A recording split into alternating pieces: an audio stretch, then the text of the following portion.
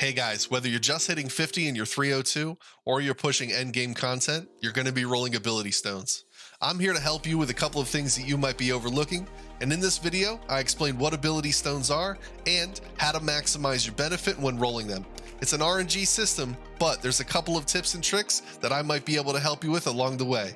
Stay tuned to the end of the video because I'll help you acquire even more stones so that you're able to roll them and get the stone that's right for you.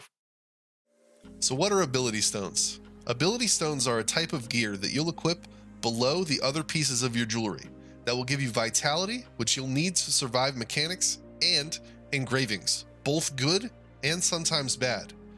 I'm going to show you how to roll them because it is an RNG based system, as I said before. First, I'll open these unidentified ones that I have here, and I'll show you how to get those later. You'll go over here to the stone cutter and you'll see all of the different types of stones that you have that are able to be rolled. This one here has the engravings, Master Brawler, which at 5 nodes gives head attack damage and then increasing to 3, and Raid Captain, which increases outgoing damage based on a percentage of your bonus move speed. It also can give move speed reduction, but hopefully we don't get enough nodes to activate that. You'll see during the course of faceting a stone that you'll have a success rate base of 75%. That means that you can fail the very first time that you click anything, but that's okay.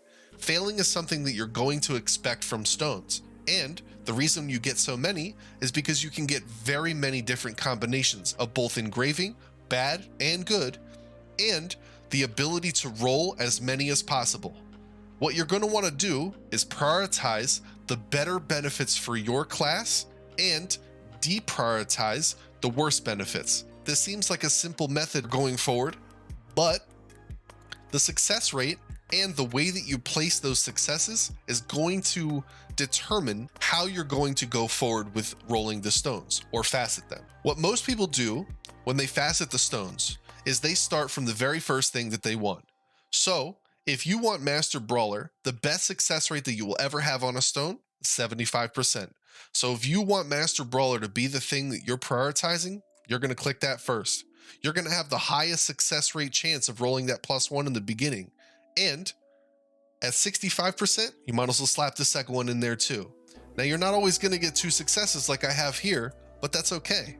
At 55%, you're going to want to roll here because it's the better half of a better coin. And now you'll see there's a trend where you have limited space on the top and still an infinite possibilities of getting the negative values at the bottom. When you have 45% chance or lower, it is better to prioritize hitting the red engraving here because we don't want this facet to crack, okay? Chance of cracking, 45%. We don't want that. So we want that 45% to be lower than the 50%, which is basically just the flip of a coin. So we're going to go ahead and put a point there. We want that to be gray. Now, since this is at 55%, we know that we can move back to Raid Captain when hitting it for the second time to try to maximize the benefit because we have a little bit of an advantage. So we do that again. And you'll see that we hit that +1. That's not going to happen every time. At 45%, we're back on the other side of the coin, and we're going to continue this process, and I'm just going to roll through the rest of it, and you'll see as I make my decisions, and I'll kind of talk through some other things as I go along. 35, because we've succeeded, I'm going to stay down here. Might as well stay down here. Now, we want to go back up here, I think, even though it's a bias because of the number of times we can only go in the red.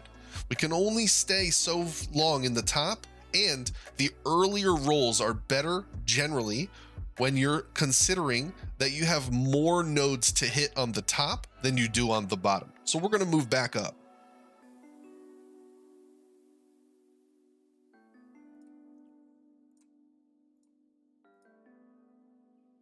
We hit a bad string of luck there, but that's okay. At 75%, we're going to keep hitting Master Brawler since that's the thing that we're trying to prioritize.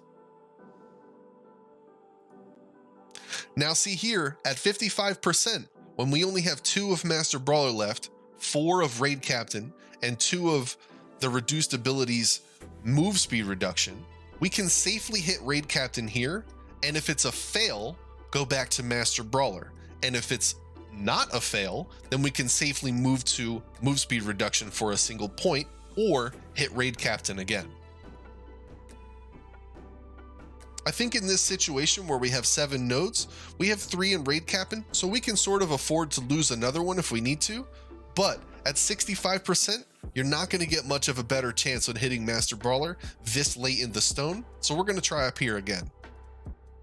We have our 5 stones that we need, or 5 nodes that we need in order for Master Brawler to be level 1 by itself, but if we're supplementing it with jewelry, then we probably want as many nodes as possible. So at 55%, we're going to hit Raid Captain again. And if we fail, we'll hit Master Brawler. And if we don't fail, we'll go down to the move speed reduction again as before.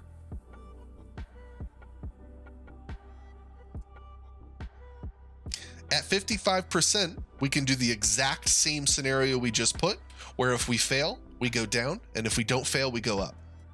Or the reverse of that.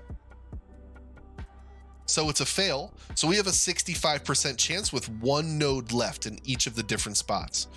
We don't care if we get a 3rd one in the bottom because it won't activate it by itself. But again, you could have jewelry with that effect on it, so you still want to maintain as little as possible. We'd really like to hit the 5th one for Raid Captain if it's going to activate a node. So here, you can either prioritize Master Brawler if you're supplementing this stone with jewelry, or you can hit it Raid Captain if you need that 5th node to go 5-5 and then X. 5-5 would activate 2 of the level 1 engravings for both Master Brawler and Raid Captain. According to the jewelry that you're wearing or your build, you're going to have to make that decision. That's up to you. For me, I'm going to go ahead and put it in Raid Captain because I know that activating each of the level 1s is beneficial. And we finished it off there at 553. This is fairly ideal. It's not amazing, but I would say it's very average. And we're going to continue to do that for all of the different stones that we have here. So I'm just going to quickly roll them. As you can see, the strategy isn't really concrete and you're really just playing the odds. Sometimes the odds are in your favor and sometimes they are not.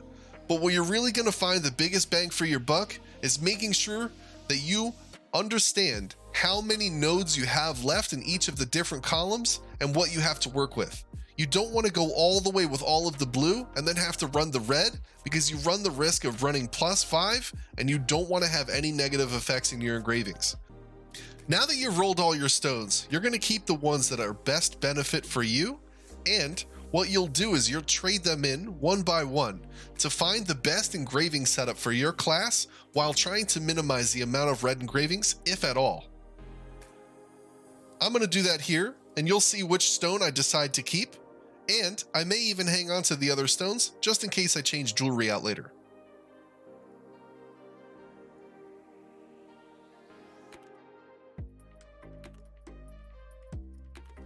You'll see that this is the stone setup that I've decided on, and I have no red engraving effects, and I've even got 3 level 1s and my still level 3, because as a paladin, I have to prioritize it.